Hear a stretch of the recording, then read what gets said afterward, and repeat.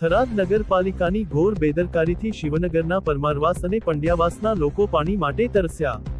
થરાદ નગરપાલિકાના શિવનગર વિસ્તારમાં આવેલા પરમારવાસ અને પંડ્યાવાસમાં પીવાના પાણીની ગંભીર સમસ્યાએ લોકોનું જીવન મુશ્કેલ બનાવી દીધું છે।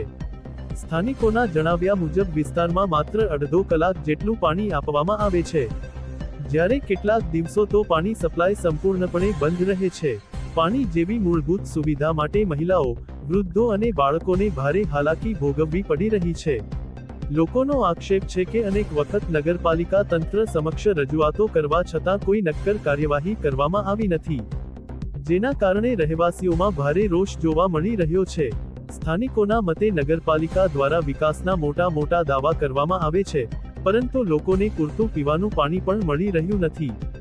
ચોમાસાની ઋતુમાં પણ પાણીની સમસ્યા યથાવત રહેતા તંત્રની કામગીરી સામે અનેક સવાલો ઊભા થયા છે।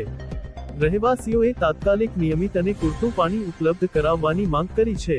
જો સમસ્યાનો વહેલી તકે ઉકેલ નહીં આવે તો નગરપાલિકા સામે ઉગ્ર વિરોધ નોંધાવવાની ચીમકી પણ ઉચ્ચારવામાં આવી છે। અહેવાલ રાણાભાઈ પારેગી, વાવ, થરાદ, વાર્તા ન્યૂઝ। મારું નામ ડોટ મુકેશ કુમાર છે। છેલ્લા 7-8 મહિનાથી પાણી નથી આવતું શિવનગરમાં। પરમારવાસ અને પંડ્યાવાસ પાણી આવે છે, પણ 2 કલાક આવે, ક્યારેક અડધો કલાક આવે, ક્યારેક 1 કલાક આવે પાણી આવે અને ક્યારેક ના આવે પાણી। એટલે સમસ્યા એની છે પાણીની। તો તંત્ર જોડે માંગ રાખો? માંગણી એ છે કે પાણી અમારે રેગ્યુલર ટાઈમ પર પાણી આવે એવી માંગણી છે। શું કીધું અધિકારીએ? અધિકારીએ એમ કીધું છે કે પાણી 2-3 દિવસમાં ચેક કરી જશે અને રેગ્યુલર આવવા મળશે એવું કીધું છે। એવું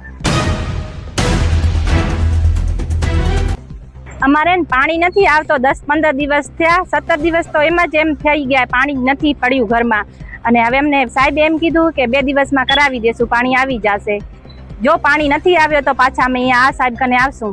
કયા વિસ્તારમાં પાણી નથી આવતું? શિવનગરમાં।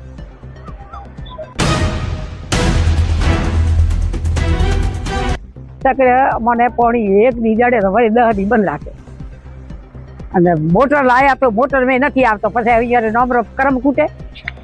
કઈ જગ્યાએ આ પ્રશ્ન છે? શિવનગર અમારે બોલે પંડ્યાવાસ છે ને અહીંયા